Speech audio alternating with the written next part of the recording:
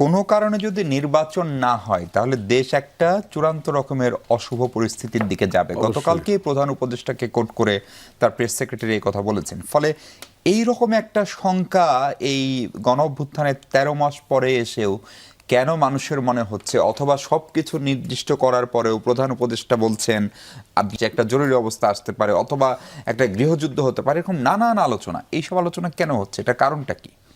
দেখেন, প্রথমে বলি যে শঙ্কা অবশ্যই থাকবে।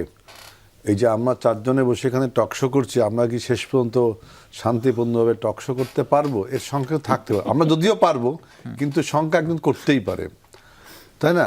আর আমাকে একটু সময় দেন। গুজবের কথা বলছেন, গুজব ছাড়া পৃথিবীতে কখনো কোনো ভালো কিছু আবিষ্কার, ভালো কিছু উদ্ভাবনী, নিউ আইডিয়া হয়নি। গুজব থাকতেই হবে।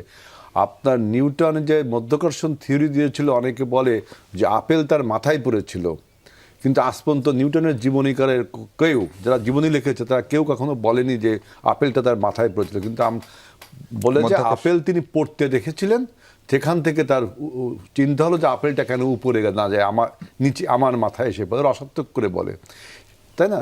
এরপর আমরা নিউটনের সামনে জানতে শুরু করি। আপনার ওই ফ্রান্সের বিপ্লবের সময় বলছিল যে ষোড়শ লুইয়ের যে রানী বলছিল যে আমাদের দেশের লোকরা রুটি খেতে পারছে না, উনি নাকি বলেছেন কেক খাক, রুটি খেতে পারে না, আছে না? কিন্তু দেখা যাচ্ছে যখন রুশো তার ওই কনফেশনস মানে বইটাই এটা লিখছে যে এই কথা, দেখা যাচ্ছে তখন ওই রাজার বউ অর্থাৎ রানীর বয়স ছিল 8 বছর, অর্থাৎ তিনি তা বলেননি, কিন্তু এই গুজব রটেছিল। এবং সেখান থেকে ফ্রান্সের সেই ভার্সাই প্রাসাদের সমস্ত কাহিনী বের হয়ে আসে। কিন্তু গুজব থাকবে। কত সময় লেগেছিল হেলাল ভাই? আমি এইটা নিয়ে আলোচনা করলে একটা একাডেমিক আলোচনা হতে পারে। গুজব থাকবেই। সেই গুজবকে আপনাকে ভেঙে আপনাকে সত্যকে প্রতিষ্ঠিত করতে হবে, সত্যটা বেরিয়ে আসতে হবে। আমরা বলছি শঙ্কাটা কেন এখন? গুজবের জন্য শঙ্কা না। আমি যদি আর একাডেমিক রাজনৈতিক বিশ্লেষণ দিই, আজকে দেখেন নির্বাচনটা করে কিন্তু শুধু আপনার নির্বাচন কমিশন না, বা শুধু সরকার না, শুধু রাজনৈতিক দল না, টোটাল জনগণ, তাই না? কিন্তু আজকে দেখেন নির্বাচনের প্রধান যে শক্তিগুলো আছে, যেমন ব্যুরোক্রেসিটা আজকে কিন্তু আপনার সেই পলাতক মাফিয়াদের স্যাচুরেটেড, এটা অস্বীকার, এটা একটা আলোচনা। তারপরে দেখেন law enforcing agencies, same conditions. তারপরে দেখেন পতিত মাফিয়ারা রয়ে গেছে এবং প্রতিবেশী রাষ্ট্রের ষড়যন্ত্র। চতুর্থ যে বিষয়টা, এটা খুবই গুরুত্বপূর্ণ, যে we are the political parties those who R involved with the আপনার মাস আফসার্স অফ 2024 এই 24-এর গণ অভ্যুত্থানে আমাদের শক্তিগুলো। আমরা আজকে কী শুরু করেছি?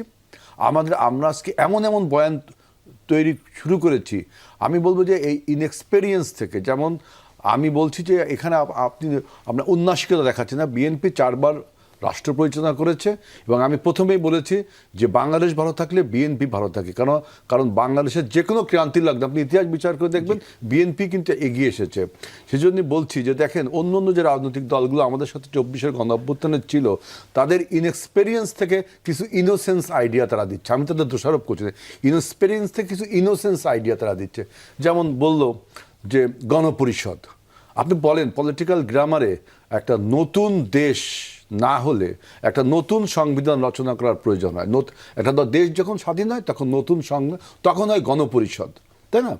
এখন গণপরিষদের আকার কখনো মানে কম্পোজিশনটা শুধু রাজনৈতিক দলের নেতৃবৃন্দের মধ্যে থাকে তাও না, এখানে অন্য স্টেক হোল্ডারও যেমন সাংবাদিকদের থাকতে পারে, মিডিয়া থাকতে পারে, অন্য লোকও থাকতে পারে। এইভাবে একটা গণপরিষদ হয়। আমরা তো নতুন সংবিধান রচনা করছি না, অর্থাৎ গণপরিষদ। আবার গণভোট, দেখেন গণভোট আপনার জুলাই সনদে অনেকগুলো ইস্যুস, 84 ইস্যুস, এতগুলো ইস্যুস নিয়ে কিন্তু গণভোট হয় একটা ইস্যু নিয়ে, তাই না? তাদের ইনএক্সপিরিয়েন্স থেকে ইনোসেন্স হিসেবে আইডিয়া দিচ্ছে। সেজন্য এবং এই সমস্ত আইডিয়া দেওয়ার ফলে আবার বলছে কি আমরা নির্বাচনে যাব না, কোনো সময় বলছে নির্বাচন করতে দেব না, কোনো সময় বলছে এই যেমন বলছেন যে জুলাই সনদ। আরে ভাই, সবচেয়ে বড় সনদ হলো আগামী জাতীয়। এই আমরা এখন যে সমস্ত স্কলার মতামত দিচ্ছি, ইভেন ঐক্যমত কমিশন থেকেও যে সমস্ত কথাবার্তা বলা হচ্ছে, সবগুলোকে আমরা ধারণ করি। সেই কথাগুলোকে জাতীয় পার্লামেন্টে বসে আমরা যদি না মানি, বা জনগণের বিরুদ্ধে কথা বলি, তাহলে আমাদের বিরুদ্ধে তো আবারও একটা আরেকটা সংকট এই জন্য হচ্ছে। আমি বলছি, দেখেন আজকে একদম- যদি আপনারা এই অবস্থা সৃষ্টি করেন, তাহলে মনে রাখবেন এই যে টিউনিশিয়ার কথা মনে রাখবেন, জি। মিশরের কথা মনে রাখবেন, শ্রীলঙ্কার প্রথম 2 একদম বছরের কথা চোখের মনে সামনের রাখবেন। উদাহরণ। সুতরাং হ্যাঁ, এইগুলো মনে রেখে কথা বলতে, আমরা দেশের পক্ষে বলছি, আমরা সবাইকে নিয়ে জি। একটা নির্বাচন হেলাল অনুষ্ঠান ভাই, করতে